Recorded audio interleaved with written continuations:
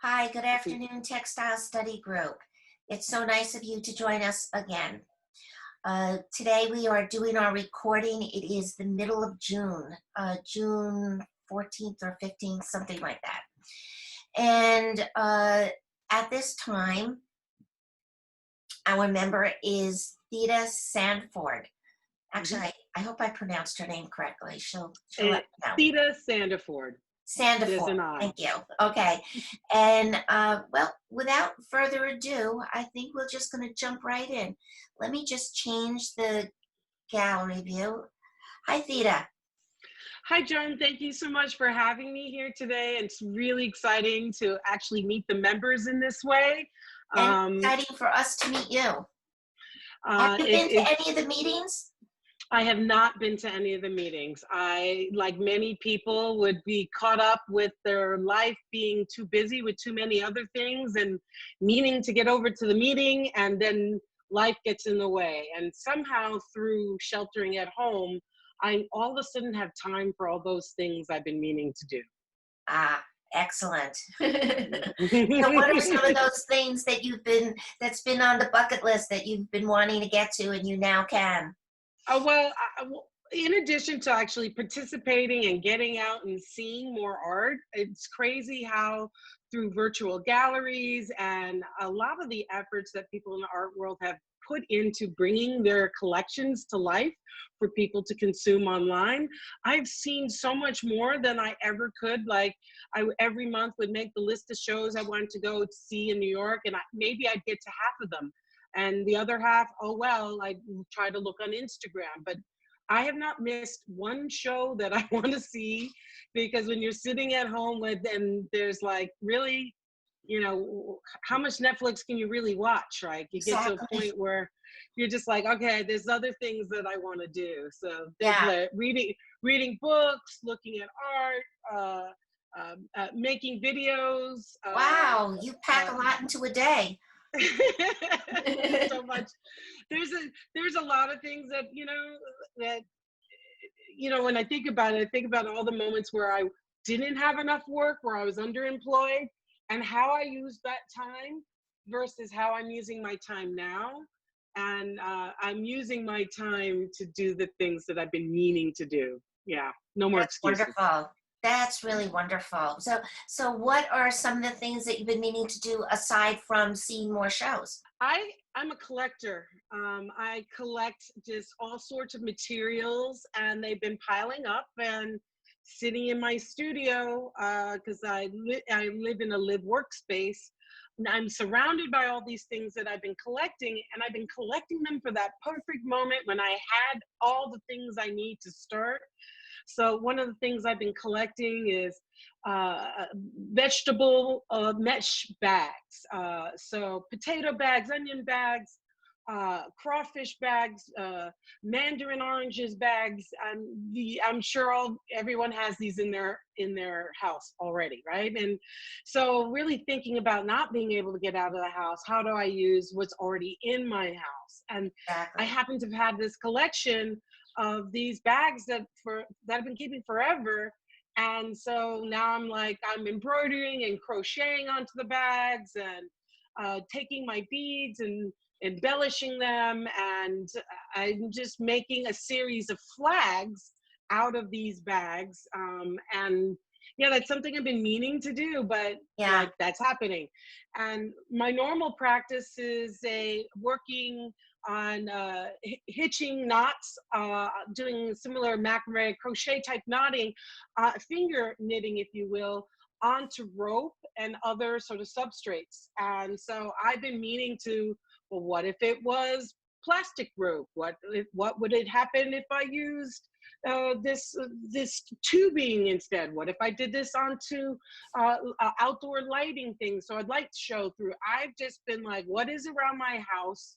What can I experiment with? And for me, I feel like I'm in the quarantine residency mode, because it's just like I'm in this conversation of unknown and failing over until I figure it out. Yeah, I always call this my own private artist in residency. time to try to make myself Joan, feel good, you know? 100% Joan. And like at the end of this, people, you know, every time I see all these calls for art right now, they're all like, art about the quarantine. I don't want to do art about the quarantine. I'm taking actually everything I'm feeling in the quarantine, the friends that I've lost, the change in my lifestyle, the fact that I don't go to, I used to love going to the supermarket. I love going to the farmer's market. Now those things are supply runs. The Yeah. context of how I would interact with the world has completely changed. I'm a person that loves to hug you hello, and will I really ever be able to do that again? All of these things are in my mind, and instead of, so it's not art about the quarantine, it's processing the quarantine through heavy process intensive art. Yes, I understand exactly what you're saying. Wow. So do you think you'll take your netting bags after you've crocheted them and um, embroidered them and maybe try wrapping them around your rope? It's interesting that you say that, because now that I'm almost finished with one of them that I've been working on for a while, because I keep getting stuck with it because I'm thinking about what I'm going to do next instead of being present in the moment. So I figure like I shouldn't even be thinking about what the next is going to be, to just finish the now. But I work on multiple pieces at the same time, and Yeah. I'm always, and since I'm using found materials and repurposing materials, I'm always thinking, what if it had this? Like, it's really a matter of knowing when is when, knowing when I'm actually finished. So that's more of the struggle for me. But I am thinking about other projects with the bags that I could be doing that I haven't thought about before. Working with the bags, I'm, you know, as I'm sitting there doing it, which is very meditative again, all my mind opens in a way that I can see what the next thing there is to do. So the Well, bag I might be finished, but then I might take something else well, and use that. correct me if I'm wrong, but this time has necessitated for you in particular kind of a more obviously for the sheltering in place, a more single-minded approach, because you are a person who invites the public in, does community projects, so you are with people and processing projects with people, so that part is not happening now. No, it's not a thing. So it's It's been a definitely big not a thing. change for you. Huge change for me, actually. Once you know, I would work for myself, and then I started to have an experience. I was working on a very large tapestry, a 12-foot by 10-foot tapestry, which I would have never gotten done by myself. So I put out a call for volunteers and would open up my studio. And over the course of 2 months, every weekend, random people would walk off the street, or they would see it on Instagram or Facebook, or come. I welcomed knitters groups. I welcomed women's groups. I welcomed children that were learning how to sew for the first time. It was really wonderful. I met women that do those Indian wedding dresses with the heavy embroidery and beading on it. A woman that she thought it would be a relaxing thing for her to not make one of these dresses, to come work on this piece. And it was so wonderful. Every single person made such a wonderful contribution to me in what I learned from them. And I also got something that I didn't even know was an important piece for me: the letting go and being present to the unknown, and then the allowing of what the piece will be based on other people's input.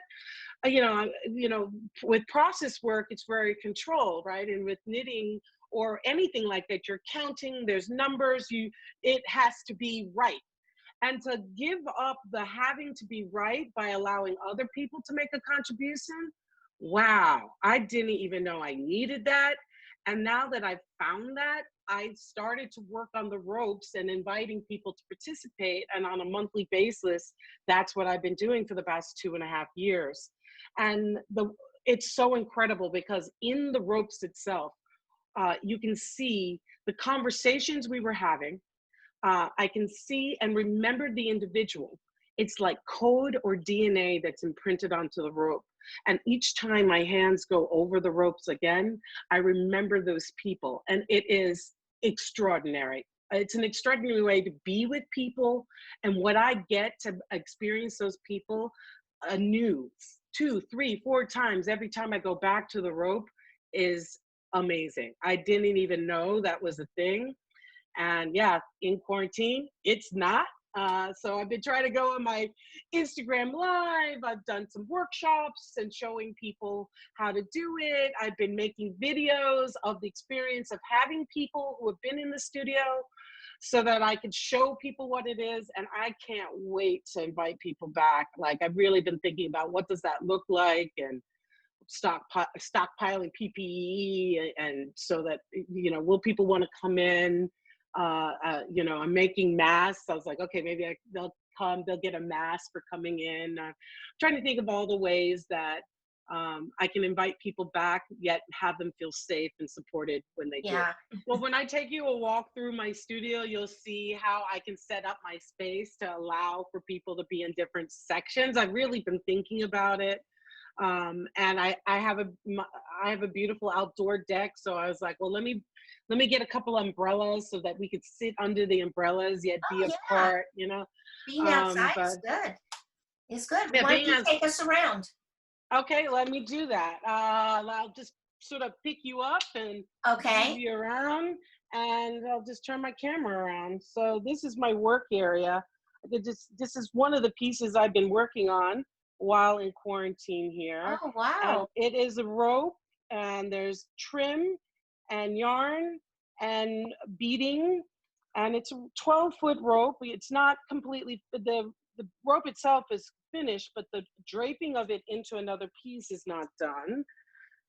So this is Now, my do you work. have, when with these different ropes, one that was sort of like a springtime bridal veil with the pearls, and the other one that we just saw several colors. Do you have different titles or different projects that they are allotted Well, for? the ones that are all green, you're going to see a lot of green in the studio. I'll just turn around for a second. You're going to see a lot of green in the studio because I'm working on a whole series about the politics of hair. And so I'm using a lot of green and sort of camouflage for some of the, you know, so that you get a feeling of it. It has this earthy feeling to it. It draws you in. And then when you get up close and see the details, you'll see things like, let me just turn around my camera. You'll see things like There it is. army men.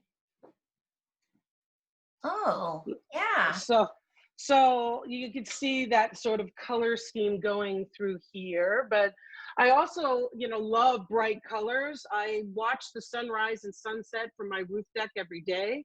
And so this is that experience. And you can see that in the color choices in one of the bags that I'm working on. I'm doing some bead work on it now. Um, these are beads that I made out of plastic bottle caps that are crocheted on, and it's double-sided. Here's the Huh. other side. So, and it's an actual bag, a Oh, functioning wow. bag. So I've been going nuts. I'm going to do some beading work, and here's some more materials and some broken jewelry that I'm going to embroider into it. So, and then I take all my little scraps and things and put them in the other mesh bags, and I have a feeling I want to make some dolls from these, just from the scraps. So I keep everything because there's always other uses for it. Also, you know, I'm down here, projects that are being started. I've dyed a bunch of cotton rope here, so that I'm just waiting to get working and tying on. And I've ordered a whole bunch of yarns and things here. They're all sumptuous, yummy, delicious colors, bright. And I use all different sort of textures and sizes to add more texture and dimension to it. So Beautiful. this, you know, so I'm constantly collecting things, you know. Here's some of the ropes I'm working on. You can again see the colors that I was talking about with the greens and all of that. Yeah. Um, Tell us a little more about the hair and how you got interested in this as a topic for your art. Well, here's definitely some hair. You could definitely see it looks like the back of somebody's head. But I started making hair because people would come up to me randomly and just put their hands in my hair and start touching me. And it, like I was a poodle or something. Yeah, And yikes. it's not okay. It sort of fetishizes you. And oh, to me, it says, it could be like, oh, your hair's cool. Can I touch? All right, then maybe I would grant permission. But there was never ever an opportunity for me to grant permission. So I decided I wanted to make hair.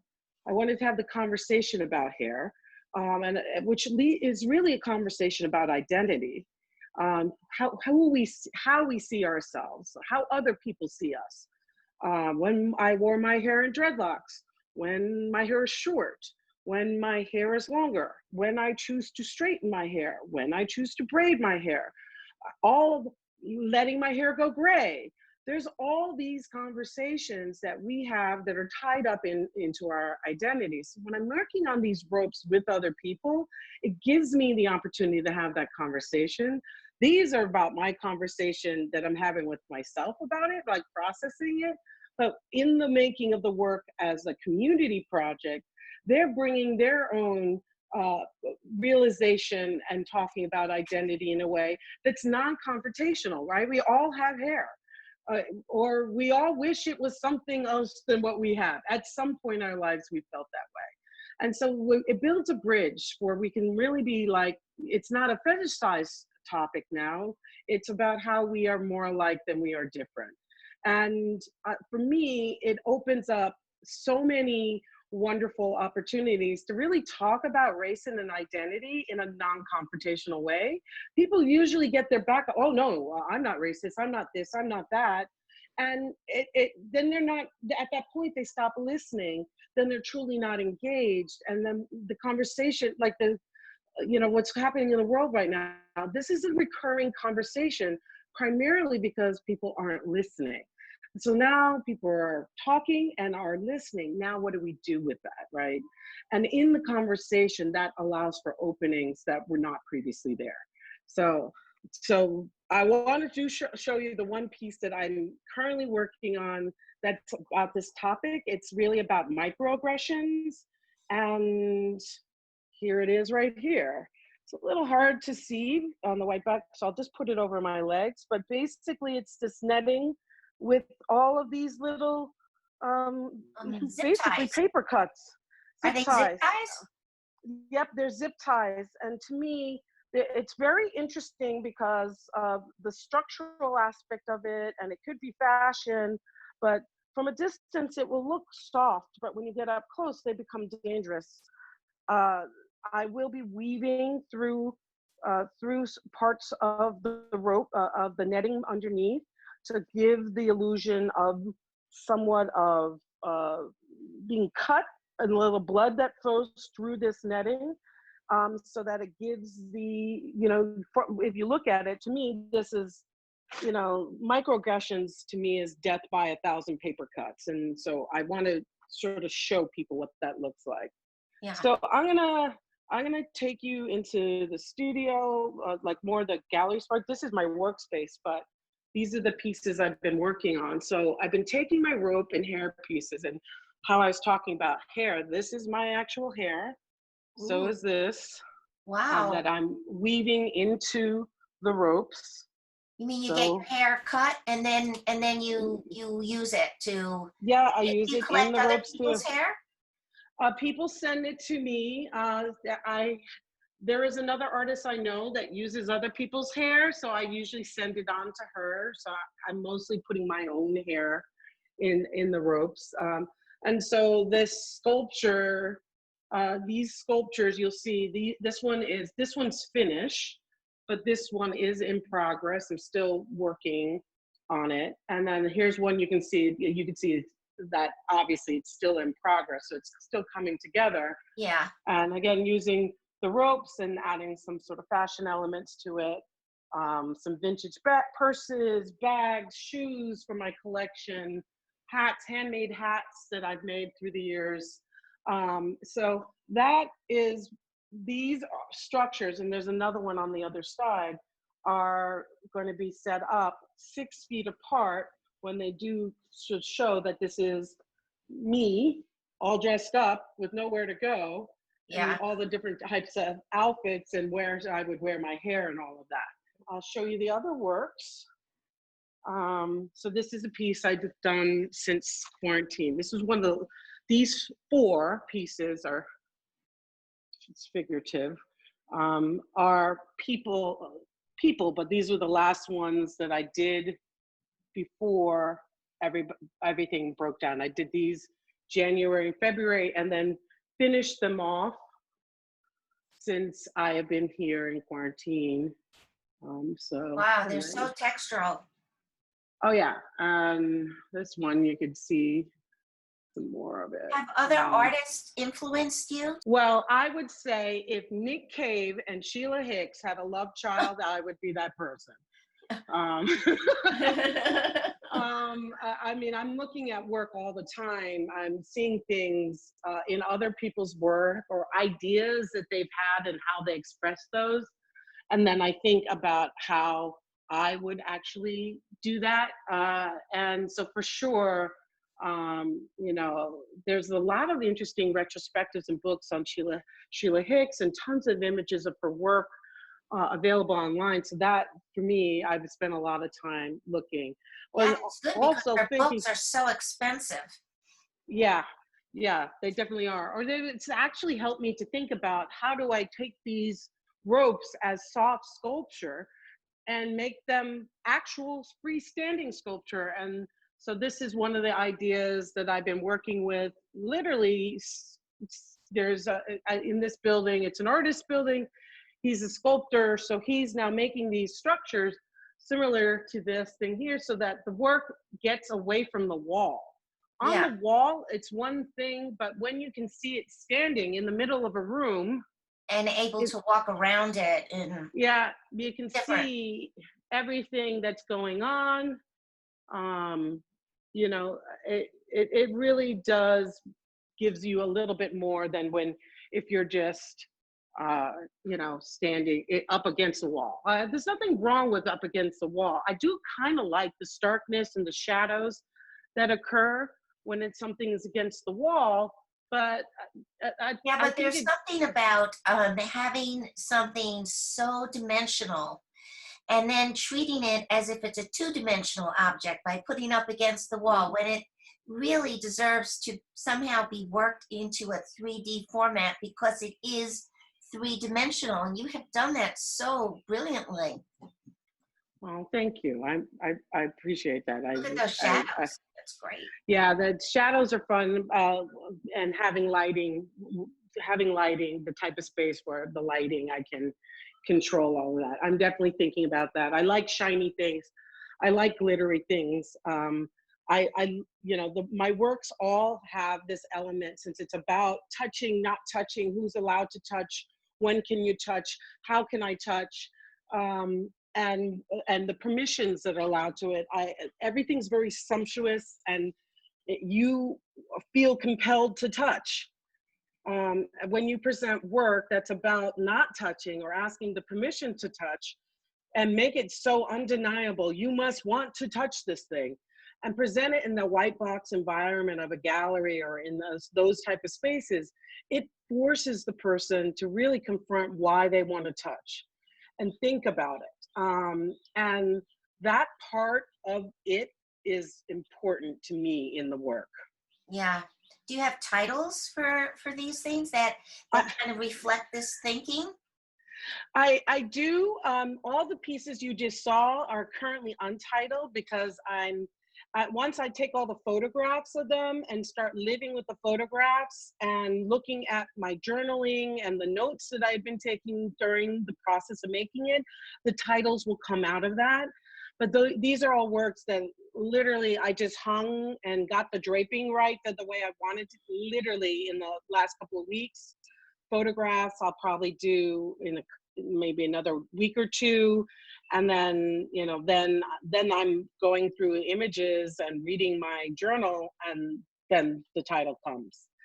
Sometimes, like the piece that I'm working on with the zip ties, I already knew what the title was, and then I just started working on the piece, and I literally started that piece. Well, it was in my head, formulating and journaling and all of that. And then waiting for the zip ties to come, and then I happen to have the net. I always want to make sure I'm using something I already have.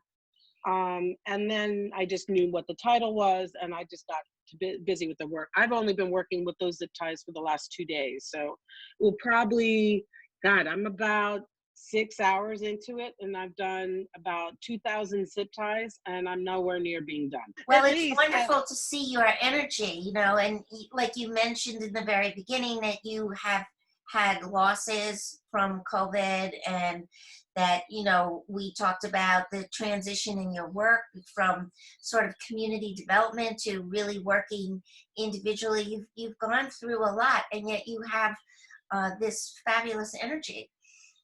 Do you have the wheeze people, in the morning? I work mostly in the morning. I wake up and watch the sunrise. It's my most creative time. It's the time when I'm really my best self. No one's asked me for anything yet. No one needs anything from me, and I'm not responsible for anything but myself. And so that's the best possible time for me to think about what I want to do and get my work done. And then, I go through my never-ending Zoom calls for my 9 to 5 job. And then, there's a lot of stress and anxiety about performing in the medium of Zoom, and looking at all the boxes. At least in a physical meeting environment, you can read the body language of the people, whether your point is getting across. In the Zoom, you have to really work to see that, and you just get tired at the end of the day. But for me, I'll take that tired and put it into repetitious work, because any anxiety or ongoing conversation that's just going on in the back of my head disappears in the making of the work. And then when I go back and experience the work anew, like the next day, I can see that in the work, and it's over there instead of in here. Yeah, beautiful.